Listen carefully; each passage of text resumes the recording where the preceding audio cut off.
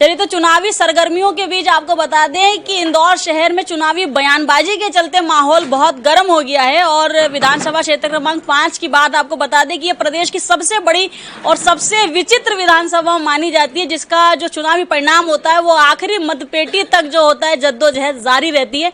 आपको बता दें कि सत्यनारायण पटेल ने अपनी बयान में बाबा महेंद्र हांडिया आपको उल्लू बताया। उनका कहना है कि बाबा महेंद्र हांडिया को दिन में नजर नहीं आता, वो केवल रात में देख पाते हैं। यही कारण है कि आपको कोरोना काल में उनकी की हुई मेहनत नजर नहीं आई, ऐसा आरोप लगाया है सत्यनारायण पटेल ने। उल्लू को रात में दिखता है तो उनको देर से दिखा के कहना तो उनको मैं ये चाहूंगा कि कोई ऐसा इलाज देंगे कि जो दिन में दिखने लगे। देखिए, बरसाती मेंढक है, वो बरसाती मेंढक चुनाव के 6 महीने पहले सक्रिय हुए हैं। चाहे कथा करा लो, चाहे भोजन करा लो, चाहे भंडारे करा लो, और ये लोग एकदम सनातन विरोधी हैं। इन्होंने राम मंदिर के संबंध में मुद्दे उठाए, सुप्रीम कोर्ट में एफिडेविट दिया, राम काल्पनिक है, राम सेतु नहीं है। मस्जिद के पक्ष में इनके वकील खड़े हुए हैं। ये तमाम बातें जनता जानती है, समाचार पत्रों में है, टीवी पे सब। हमने तो मंदिर बनाया भी और तारीख भी बनाया कि 22 जनवरी को इसका लोकार्पण करेंगे। ये कोरोना के अंदर इनका एक भी कांग्रेस का पार्षद शेख अलीम एक बार भी कह दे कि ये मेरे वार्ड के पार्षद मेरे विधानसभा वार्ड के अंदर आए थे, इन्होंने सामग्री बांटी, तो मैं जो सत्तू भाई कहेंगे वो मैं कर लूंगा। तो आप ये मानते हैं कि मतलब शेख अलीम को सीधे सीधे साथ में लिया है कि भैया शेख अलीम हुए या इकबाल खान हुए, जो विधानसभा से कांग्रेस के पुराने लीडर रहे हैं, एक बार तो बता दें कि सत्यनारायण पटेल कोरोना में मतलब आई है, आपका कुल मिलाकर यही कहना है ना? यही कहना है।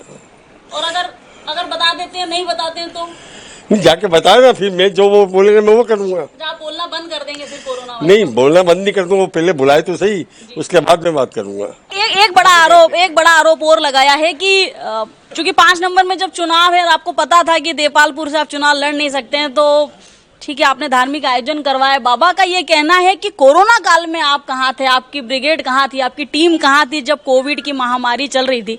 तब उनका ऐसा आरोप है कि सत्यनारायण पटेल उनको दिखे नहीं, तो उनके चश्मे से दिखा नहीं या वास्तव में आप नहीं थे? मैं एक बात कहना चाहूंगा सारे मीडिया को भी और आपको भी। इंदौर से जब लॉकडाउन लगा था, बाईपास से जब लोग गुजर के जा रहे थे, कोई पानी पिलाने वाला नहीं था।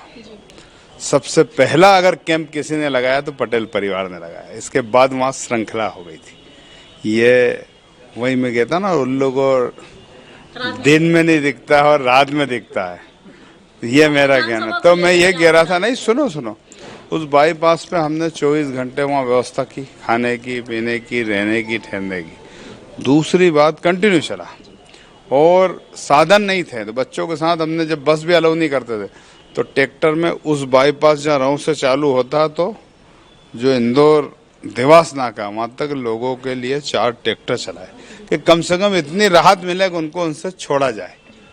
और हमारा एक राजशाही गार्डन है जिसमें 40 या 70 रूम एसी रूम है, उसको हमने अस्पताल बनाया। बता दो कहीं, मैं नाम नहीं लूंगा, जो हम मेरे पे आरोप लगा रहे हैं, उनने कोई 4 रूम का अस्पताल बना दिया। वहाँ पर ऑक्सीजन, वहाँ पर हमने एम्बुलेंस खड़ी की, वहाँ पर हमने खाने की संपूर्ण व्यवस्था की।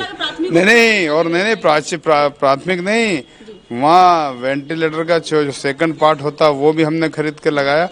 और जांच जो होती थी इंदौर के हॉस्पिटल से जांच करा के, और वहाँ 7 जने से 11 जने का पूरा स्टाफ हॉस्पिटल का डॉक्टर की व्यवस्था की। और इंजेक्शन भी जितने यथासंभव हुए, मेरे ख्याल से कोई खाली नहीं गया। हो सकता कोई ने 4 मांगे हो, हमने 2 दिए, हो सकता कोई ने 6 मांगे हो, हमने 3 दिए, लेकिन एक भी आदमी खाली नहीं गया, ये बता दें मैंने। और उसमें उस समय न जात देखी जा रही थी, न पात देखी जा रही थी, न व्यक्ति देखा जा रहा था। उस समय इंसानियतता देखी जाती है, जो हमारा सनातन धर्म कहता, उसका हमने पालन किया। पटेल साहब, पिछली बार बहुत कम समय मिला था आपको जनता के बीच पहुंचने का, और शायद आप पूरी विधानसभा ढंग से पहुंच भी नहीं पाए थे घर घर जिस प्रकार से इस बार जा रहे हैं। तो कैसा प्रतिसाद मिल रहा है और चुनौती कैसी महसूस होती है? पूरी विधानसभा में पिछली बार बहुत कम समय था, इस बार जरूर 4-6 दिन 8 दिन समय ज़्यादा है। तो हम इसमें कोशिश कर रहे हैं कि हम जन तक पहुँच रहे हैं। और कोशिश भी की हर जगह पहुंचने की कि पहुंच पाएंगे, और पिछली बार हम आधी जगह भी नहीं पहुंच पाए थे। तो इस बार जब पहुंच रहे हैं तो आम जन बड़ा गहरा 20 साल का हिसाब मांग रहे हैं कि भाई 20 साल में न तो यहाँ स्वास्थ्य विभाग से कोई अस्पताल खुला पूरे इस विधानसभा पूर्वी क्षेत्र में, न कोई शिक्षा के क्षेत्र में काम हुआ, न रोजगार के क्षेत्र में काम हुआ, और जहाँ देखो वहाँ बरसात में पानी भर जाता है तो पानी निकासी की जगह नहीं। मैंने 20 साल में कई ऐसी बातें हैं जो सामने आई, ऐसी छोटी छोटी कई बात है। इन सब मुद्दे को लोगों जनता की अदालत में बात कर रहे हैं। पटेल साहब, विधानसभा 5 एक ऐसी विधानसभा है जहां नशे का कारोबार भी बहुत तरीके से और बहुत सुलभता के साथ पनपता है। क्या जनता के बीच में जा रहे हैं तो नशे संबंधी कोई बात आपके सामने आ रही है कि किसी प्रकार की प्रक्रिया नहीं जताई जाती है या कार्रवाई नहीं होती है, या ये बोला जा सकता है कि साठगांठ के साथ जो है नशा वितरित किया जा रहा है?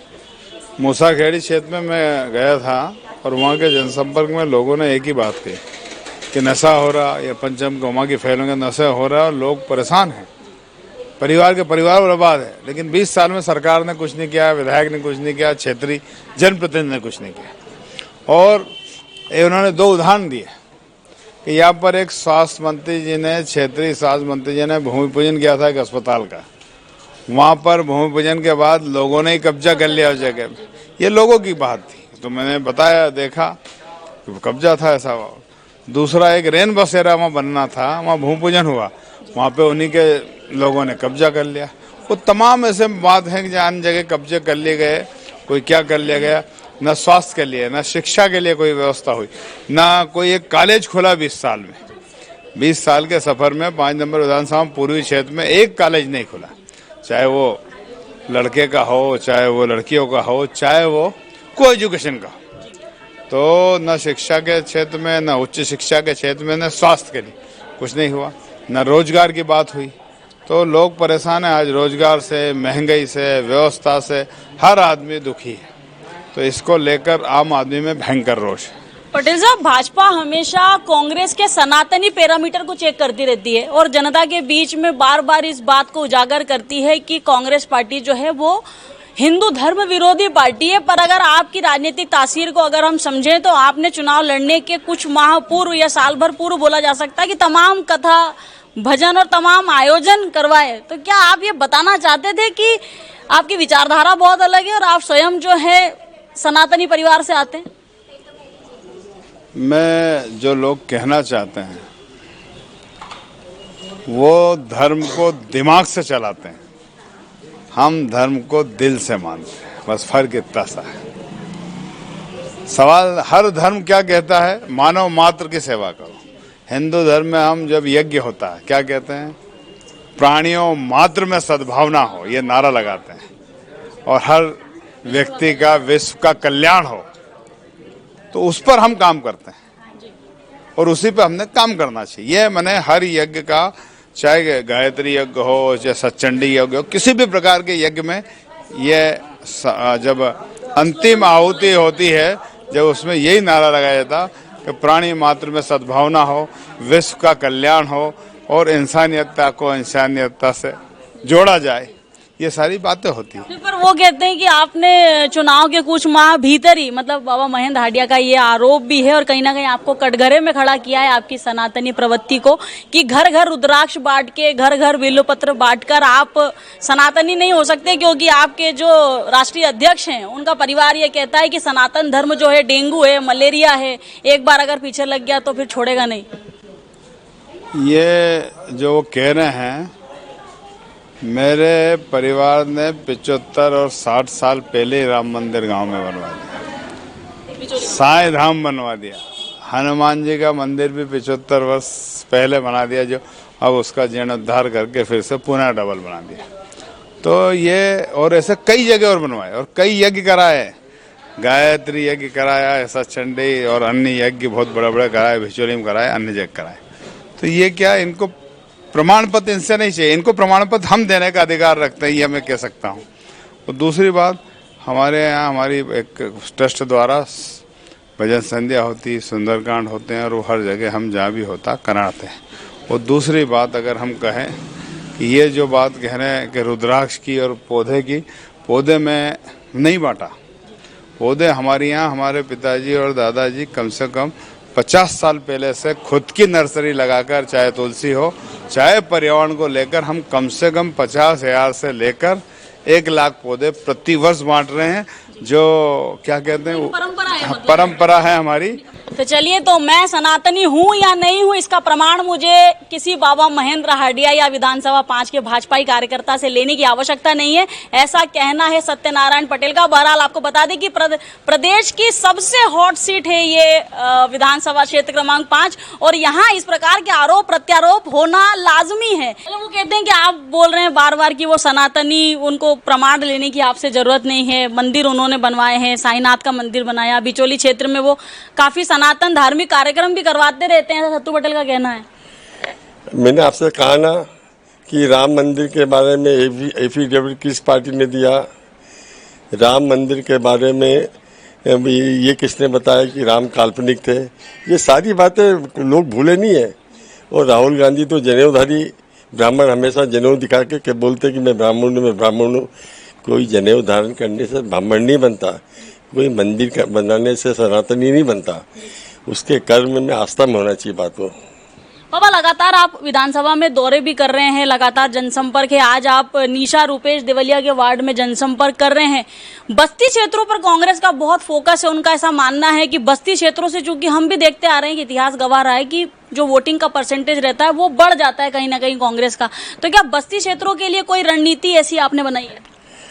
देखिए, हमारे कार्यकर्ता, हमने जो 5 साल उनकी सेवा करी, 3 साल से और 20 साल से मैंने जो उन्हें सरकारी योजना का लाभ दिलाया है, आयुष्मान कार्ड योजना का लाभ दिलाया है, लाडली बहना का लाभ दिलाया है, और हमारे कार्यकर्ता सजग हैं। देखिए, ये धनबल और जनबल की लड़ाई है, तो धनबल हारेगा, जनबल जीतेगा।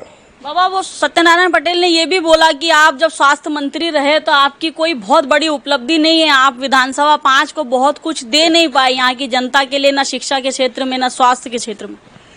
देखिए, ये जो अस्पताल बना है यहाँ पर मांगीलाल छुरिया, ये उसी समय से इसका उन्नयन का कार्य प्रारंभ हुआ। प्रथम चरण में 60 लाख और फिर द्वितीय चरण में 5 करोड़ रुपए इसमें सैंक्शन हुए थे। स्वास्थ्य, मैंने मेडिकल कॉलेज के उन्नति के लिए बहुत काम किए है। मेडिकल कॉलेज में स्टूडेंट के, मैं देखिए, मैं मेडिकल एजुकेशन मिनिस्टर था, स्वास्थ्य मंत्री, मेरे पास चार्ज एजुकेशन इसका था, चिकित्सा शिक्षा का था, मेरे पास हेल्थ का नहीं था।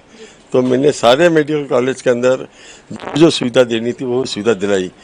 ये तो घोषणा करी ने कि हम तो 1.5 साल में बना देंगे अस्पताल खजराने में, ये तो बना नहीं पाए। इनने 5 साल विधायक थे, वो 5 नंबर में एक आध चीज तो बताए क्या किया। बाबा, चुनाव मुश्किल आपको लगता है, क्योंकि 1100 वोटों की लीड थी और इस बार तो खैर नए मतदाता भी जुड़े हैं और उनका मानना है कि शुक्रवार के दिन मतदान होना है, तो इस बार कुछ भी अजमेर वाला मामला जमेगा नहीं। इस बार तो मुस्लिम मतदाता बहुत जोर शोर से बटन दबाएंगे कांग्रेस को।